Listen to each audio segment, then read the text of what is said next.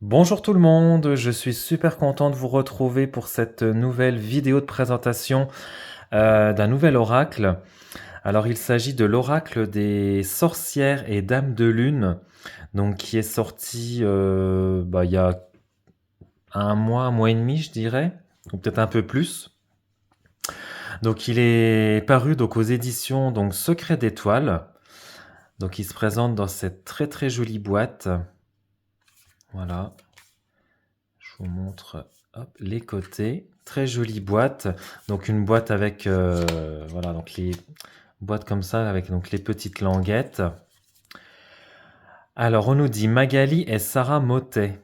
Tour à tour guérisseuse, tisanière, marraine ou marâtre, les sorcières représentent les forces anciennes, les sagesses perdues, les férocités oubliées. Elles habitent les landes, les sources et les ombres, gardiennes des rêves et des légendes. Tantôt maléficieuse ou envoûtante, souvent charmeuse, elle nous invite à questionner les archétypes féminins sous la lumière de la lune. Écoutez leurs murmures et entendez leurs messages au travers des 25 cartes donc, de cet oracle. Et donc il est donc édité donc, aux éditions Secret d'Étoiles, donc il est au prix de 14,95 €. Et donc il est donc de Magali et Sarah Motet. Alors on va voir ça hop, ensemble. J'ai une carte qui est restée coincée. Alors, hop, si je fais tout bouger, ça va pas aller. Alors, le livret. Donc, on a un livret donc tout en couleur, avec donc un sommaire. Donc, on a donc l'ouverture, des exemples de tirage, et donc après, donc on a donc la signification donc des cartes et donc la clôture. Donc là, donc on a l'ouverture, donc elle nous explique un petit peu, voilà, qui sont les sorcières. Un souffle d'histoire, les origines mythiques. Leur reflet. Alors, je suis désolé, j'ai mon focus du téléphone qui se fait très très mal. Leur reflet au sein donc du légendaire. Les liens ensorcelés au climat, aux saisons, aux fêtes. Chaman des bois et déesse mère. Donc ça nous explique vraiment le symbolisme en fait donc de la sorcière. Les bâtons et baguettes, les animaux frères, les plantes, les sorcières, la divination. Donc n'hésitez pas à mettre pause si vous voulez lire plus en détail. Donc l'oracle. Donc nous avons choisi 6 territoires bien distincts pour y nicher nos sorcières. Ces lieux correspondent à leur caractère, leurs dons ou l'endroit au sein duquel elles puisent leurs forces. Leurs représentations graphiques tiennent compte de ces paysages différents, de couleurs évocatrices et des imaginaires enfantins habitant les rêves de chacun. Donc là, elle nous explique donc chacune des cartes, je pense. La parole magique, la danse. 8, 9, 10, 11, 12, 13, 14, 15, 7... Non, bah non. Alors, je pense que c'est des... Là, 6 territoires. Alors, je le découvre en même temps que vous, hein, donc c'est pour ça que je le connais pas trop bien. Alors, donc on a donc les gardiennes des terres et des âtres. Donc elles sont parmi les plus anciennes, les créatrices des légendaires et des traditions agraires. Elles protègent, animent ou dessinent les contours de mondes oubliés. Les sombres, donc celles des chemins et des chaudrons. Les ensorceleuses d'amour et de larmes. Les feuillues, guérisseuses et protectrices. Celles de l'eau, de brume et de marée. Les errantes du vent et des collines, la carte des dieux. Donc chaque carte représentant une sorcière forte se lit selon une progression symbolique de son visage le plus évident à sa figure la plus intime. Donc on a le nom, les clés,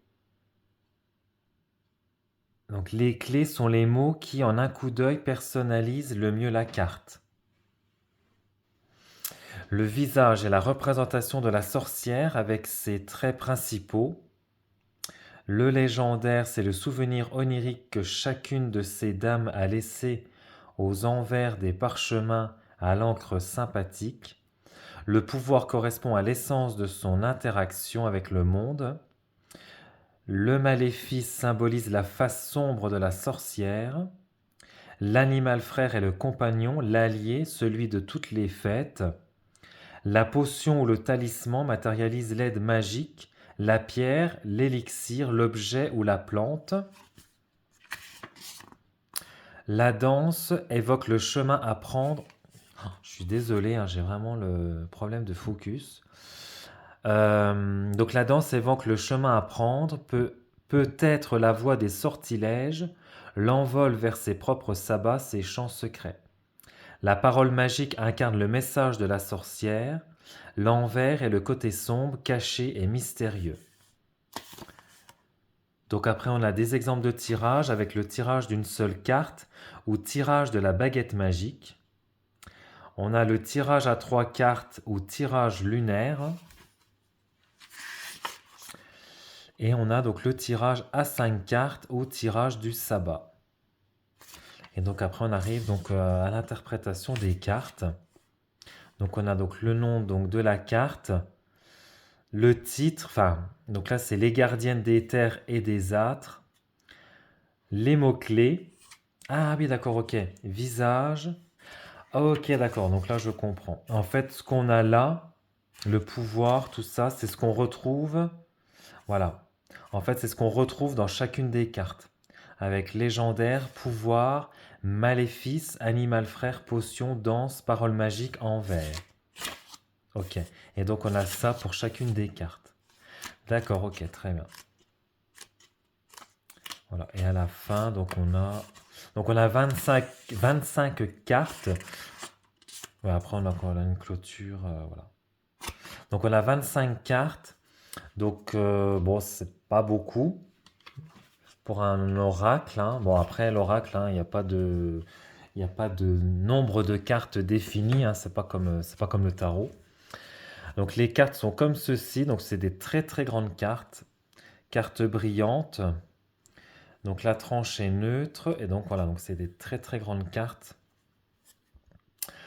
Qualité de carte souple, mais très bonne. Et donc, voici donc les illustrations. Donc, illustration donc, qui prend donc toute la carte.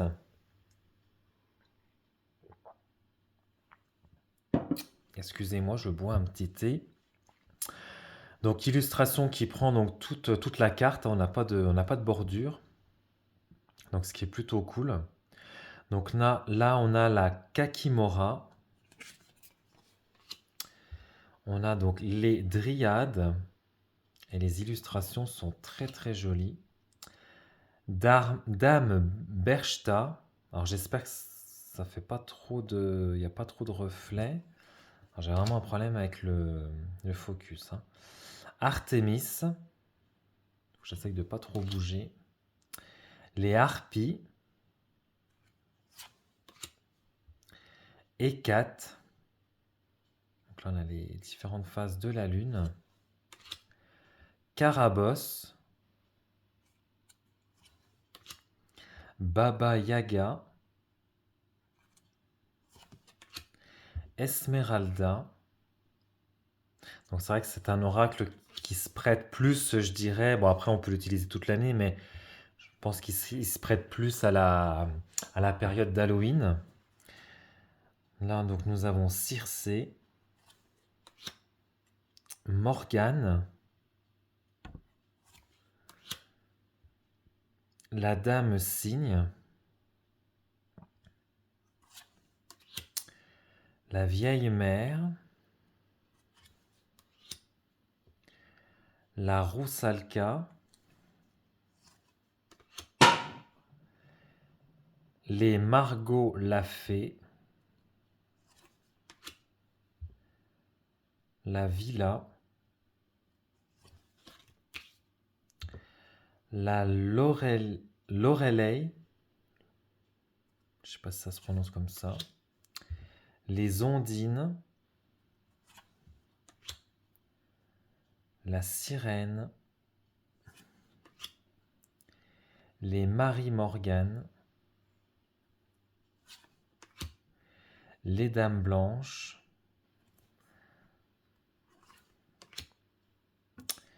alors la kayak beurre, je sais pas si ça se prononce comme ça,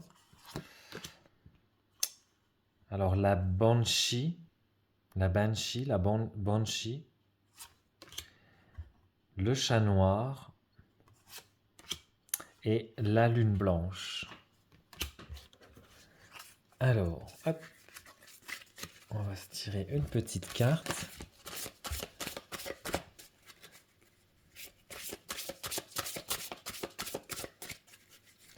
Alors, c'est vrai que pour mélanger, si vous avez des petites mains, c'est un peu problématique. Parce que même moi, voilà, j'ai des grandes mains, mais je tiens vraiment les cartes du bout des doigts et pour battre, c'est pas très pratique d'avoir des grandes cartes comme ça.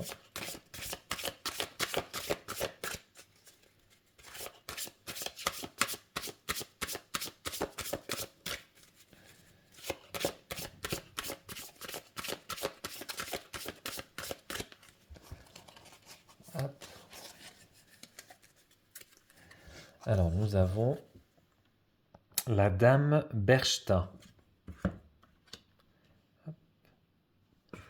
Alors,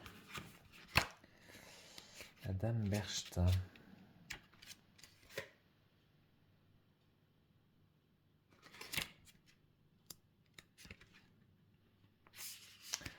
Alors, les gardiennes des terres donc, et des âtres.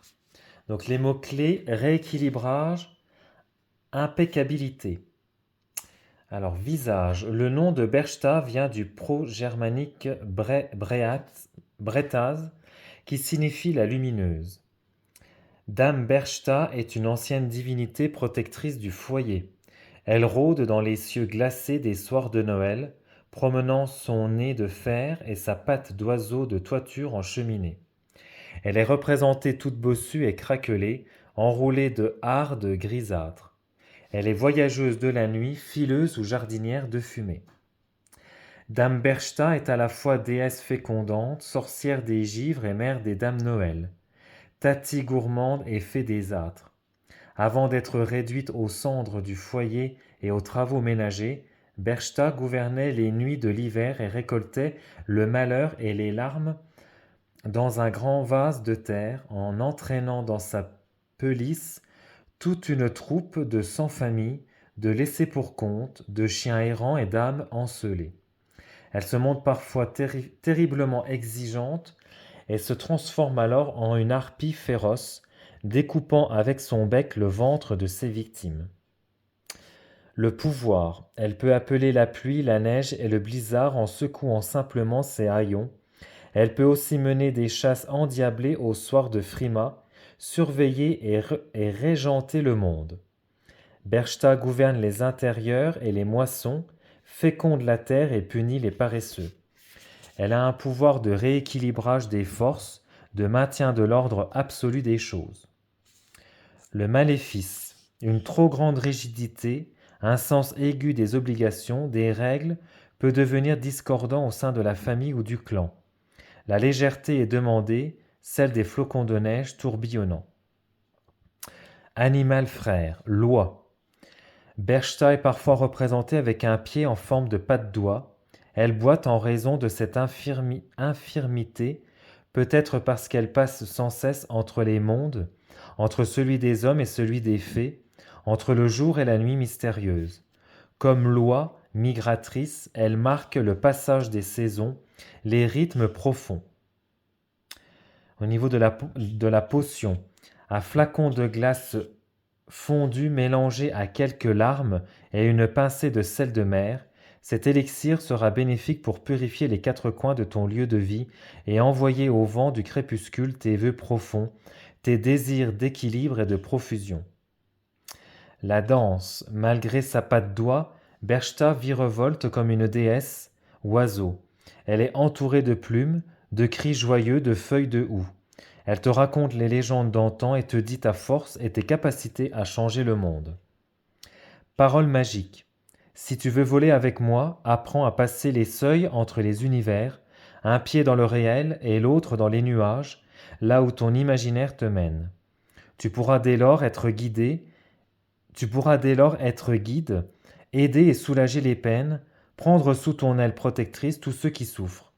C'est une belle carte de don de soi, exigeante pourtant dans sa demande d'impeccabilité.